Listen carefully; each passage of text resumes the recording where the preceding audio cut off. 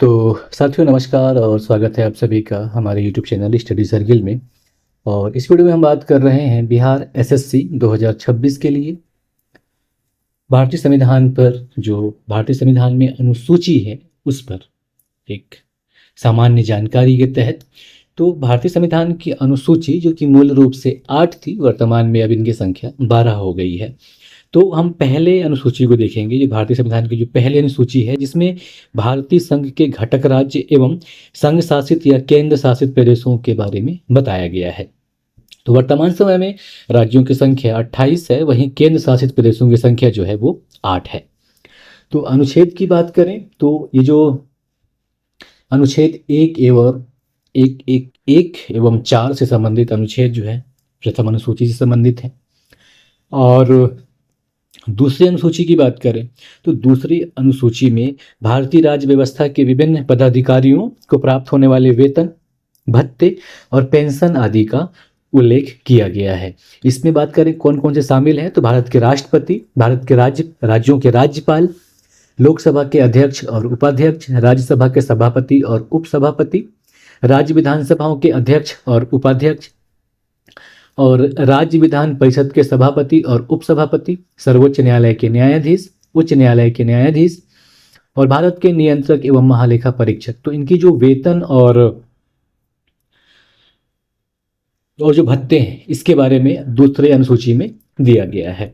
वहीं तृतीय अनुसूची की बात करें तो इसमें विभिन्न उम्मीदवारों द्वारा, जितने भी पदाधिकारी हैं उनके द्वारा जो पद ग्रहण के समय शपथ ली जाती है उसका उल्लेख किया गया है। इसमें शामिल हैं संघ के मंत्री, संसद के लिए निर्वाचन हेतु अभ्यर्थी, संसद के सदस्य, सर्वोच्च न्यायालय के न्यायाधीश, भारत के नियंत्रक एवं महालेखा परीक्षक, राज्य मंत्री, राज्य विधानमंडल के लिए निर्वाचन के लिए अभ्यर्थी, राज्य विधानमंडल के सदस्य, उच्च न्यायालयों के न्यायाधीश, राष्ट्रपति, उपराष्ट्रपति।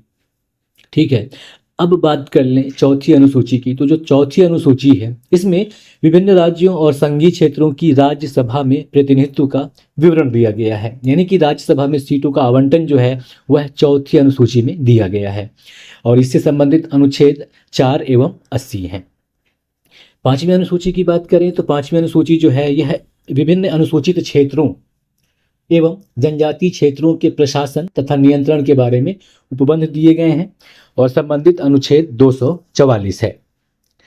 छठवीं अनुसूची की बात करें तो असम, मेघालय, त्रिपुरा और मिजोरम राज्यों के जनजातीय क्षेत्रों के प्रशासन के बारे में उपबंध दिए गए हैं।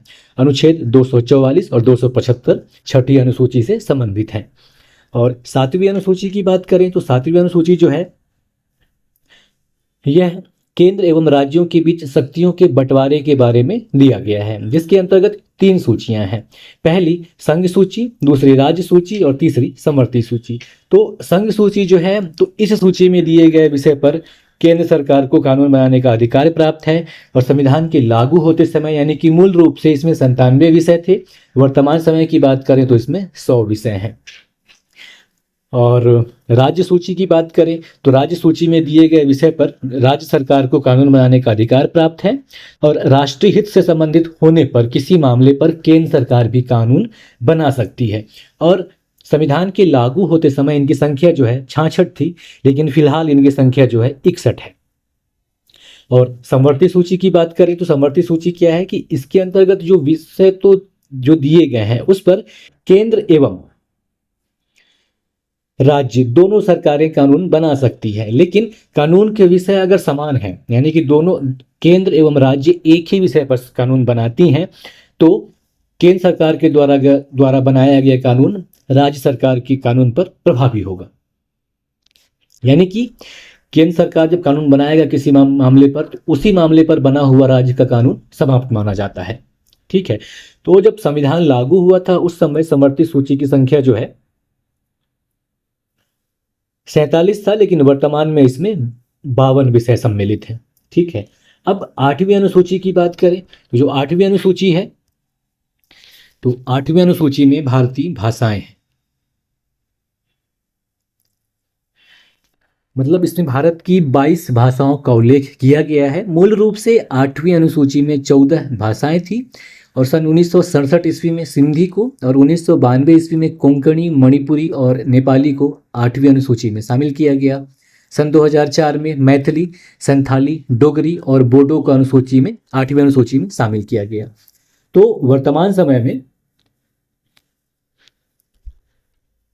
जो भाषाएं हैं अनुसूची में शामिल वो 14 भाषाएं हैं। और इनमें अगर हम बात करें कौन कौन भाषाएं हैं तो ये हैं असमिया, बांग्ला, बोडो, डोगरी, गुजराती, हिंदी, कन्नड़, कश्मीरी, कोंकणी, मैथिली, मलयालम, मणिपुरी, मराठी, नेपाली, उड़िया, पंजाबी, संस्कृत, संथाली, सिंधी, तमिल, तेलुगु, उर्दू। ठीक है, अब बात करें 9वीं अनुसूची की। तो जो 9वीं अनुसूची है, 9वीं अनुसूची में ऐसे विषयों को रखा गया है, मतलब जो 9वीं अनुसूची है तो संविधान में 9वीं अनुसूची को पहले संविधान संशोधन अधिनियम 1951 के द्वारा ही जोड़ दिया गया था। इसके अंतर्गत राज्य द्वारा संपत्ति के अधिग्रहण की जो विधियां हैं उनका उल्लेख किया गया है और इस अनुसूची में सम्मिलित विषयों को न्यायालय में चुनौती नहीं दी जा सकती है। वर्तमान में इस अनुसूची में जो शामिल अधिनियम है उनकी संख्या 284 है, जबकि मूलतः यह 13 थी। फिर क्या हुआ, 2007 में सर्वोच्च न्यायालय ने निर्णय दिया कि इस अनुसूची में 24 अप्रैल 1973 के बाद जो कानून सम्मिलित किए गए हैं उनकी न्यायिक समीक्षा की जा सकती है। यानी कि मूलतः 9वीं अनुसूची में जो विषय या अधिनियम जोड़े गए थे उनको न्यायिक समीक्षा के दायरे से बाहर रखा गया था, लेकिन सन 2007 में सर्वोच्च न्यायालय के द्वारा यह निर्णय दिया गया कि 24 अप्रैल 1973 के बाद जो इस अनुसूची में कानून सम्मिलित किए गए हैं उनकी न्यायिक समीक्षा की जा सकती है। अब बात करें हम 10वीं अनुसूची की। तो 10वीं अनुसूची जिससे कि संविधान के 52 यानी कि 52वें संविधान संशोधन अधिनियम 1985 के द्वारा जोड़ा गया, जिसमें दल बदल से संबंधित प्रावधानों का उल्लेख है और इसे दल परिवर्तन रोधी कानून भी कहा जाता है। वहीं अब 11वीं अनुसूची की बात करें तो जो 11वीं अनुसूची है, यह अनुसूची संविधान में 73वें संवैधानिक संशोधन 1993 के द्वारा जोड़ी गई है। इसमें पंचायती राज संस्थाओं को कार्य करने के लिए 29 विषय प्रदान किए गए हैं।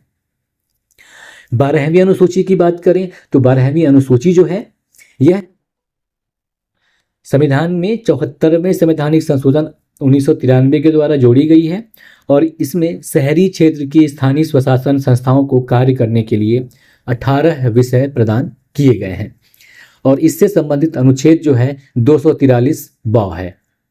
ठीक है, तो ये था बिहार एसएससी 2026 के लिए भारतीय संविधान की अनुसूचियों के बारे में एक संक्षिप्त जानकारी। नमस्कार, जय हिंद।